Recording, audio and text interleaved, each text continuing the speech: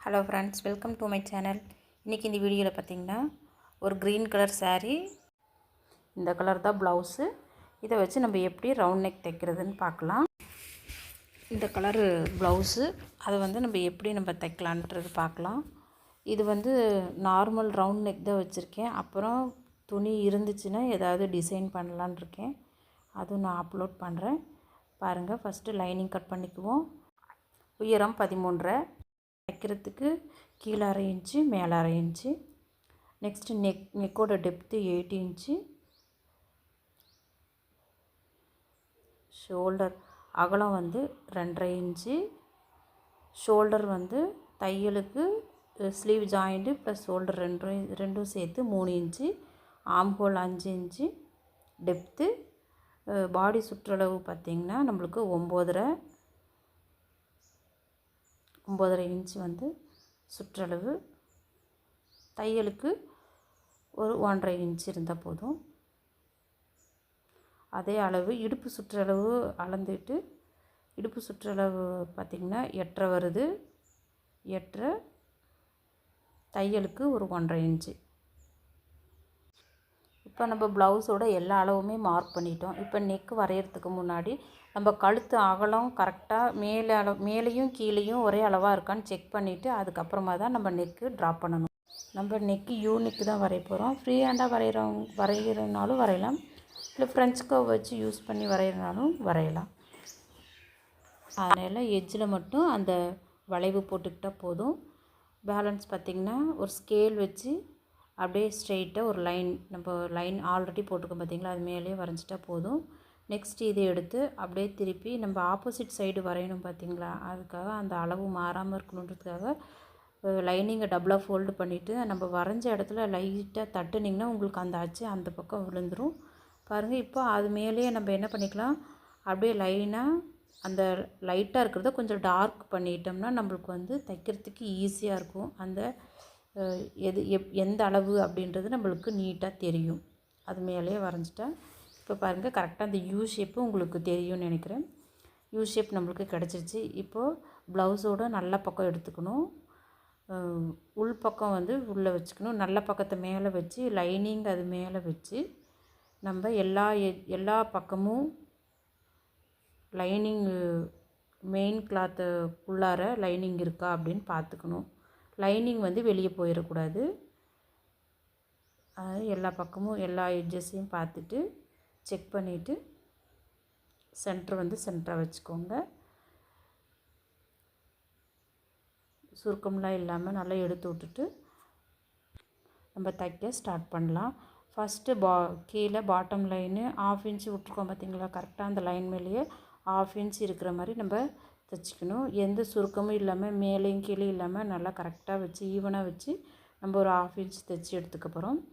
இப்போ கீழே முடிஞ்சிச்சு. அடுத்தது பார்த்திங்கன்னா நெக்லைன் பார்த்திங்கன்னா நல்லா சுருக்கம்லாம் இல்லாமல் நல்லா எடுத்து விட்டுட்டு கரெக்டாக அந்த வளைவு வரப்போ நம்ம எப்படி வளைவு போட்டுக்கிறோமோ அது மேலேயே அந்த லைன் மேலேயே தைச்சிக்கிட்டு வரணும். அப்போ தான் உங்களுக்கு அந்த ஷேப்பு கரெக்டாக வரும். அந்த பெண்ட் ஆகிற இடத்துலலாம் கொஞ்சம் ஸ்லோவாகவே தைங்க, அப்போ தான் கரெக்டாக அந்த ஷேப்பு வரும், இல்லைன்னா ஷேப்பு மாறிடும். சரிங்களா? இப்போ அந்த நம்ம நெக்கை ஃபுல்லாக அந்த யூ ஷேப்பு கட் பண்ணிட்டோம். கட் பண்ணதுக்கப்புறம் அதை ஒரு 1/4 இன்ச்சு நம்ம அடித்து திருப்புவோம். அதனால் 1/4 இன்ச்சு விட்டு நம்ம அப்படியே கட் பண்ணி எடுத்துக்க போகிறோம்.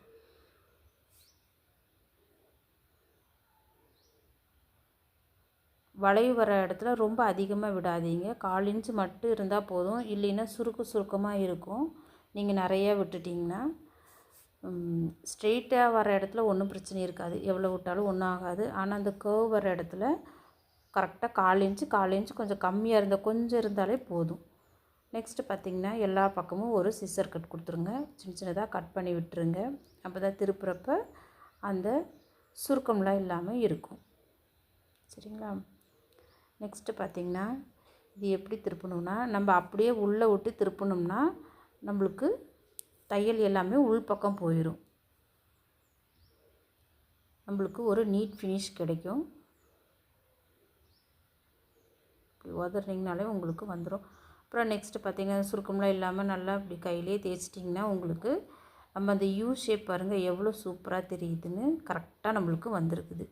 இப்போ என்ன பண்ணணும்னா இப்படி அந்த கழுத்தை வந்து நல்லா இப்படி கையில் தேய்ச்சிட்டிங்கன்னா கரெக்டாக இருக்கும். நல்லா மடிச்சுட்டு லைனிங் தெரியாத அளவுக்கு வச்சு ஓரத்தில் ஒரு தையல், கழுத்து அந்த நெக்லைன் ஃபுல்லாக ஓரமாக ஒரு தையல் போட்டுடணும். தையல் போட்டுட்டு நெக்ஸ்ட்டு பார்த்திங்கன்னா அந்த வளைவு வர இடத்துல கொஞ்சம் நல்லா சுருக்கம்லாம் இல்லாமல் நல்லா எடுத்து விட்டு லைனிங் தெரியாத மாதிரிக்கே வச்சு நம்ம தைச்சிக்க போகிறோம். சரிங்களா?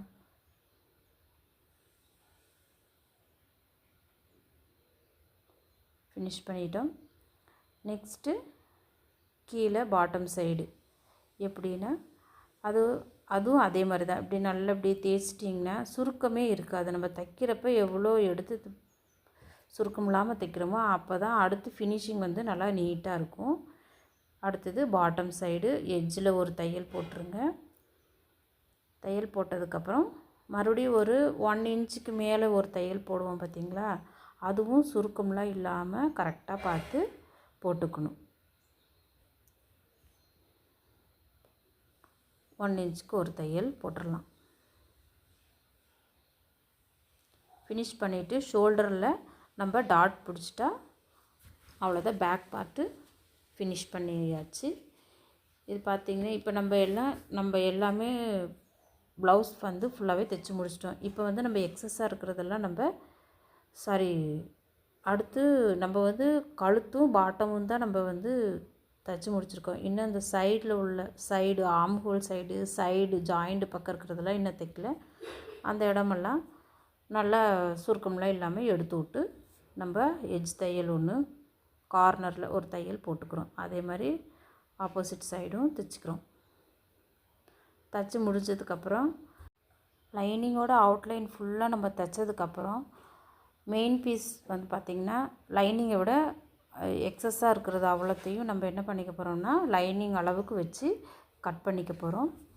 கட் பண்ணிவிட்டு இப்போ நம்ம கட் பண்ணி எடுத்துட்டோம்னாலே நம்மளுக்கு வந்து பேக் பார்ட்டு ஃபுல்லாக கரெக்டான அளவு நம்மளுக்கு கிடச்சிரும். அடுத்து வந்து டாட் பிடிக்கணும். அது ஷோல்டரோட சென்டர் பாயிண்ட் வச்சு ஒரு 1/4 இன்ச்சு நம்ம ஃபோல்டு பண்ணி உங்களுக்கு எவ்வளோ உயரம் வேணுமோ அளவு ப்ளவுஸில் எவ்வளோ இருக்கோ அவ்வளோ உயரம் மார்க் பண்ணிவிட்டு நீங்கள் மடித்து டாட் பிடிச்சிட்டிங்கன்னா பேக் பார்ட் வந்து ஓவர். அவ்வளோதான் ஃப்ரெண்ட்ஸ். இந்த வீடியோ பிடிச்சிருந்தா லைக் பண்ணுங்கள், ஷேர் பண்ணுங்கள், சப்ஸ்கிரைப் பண்ணுங்கள். தேங்க்யூ ஃபார் வாட்சிங்.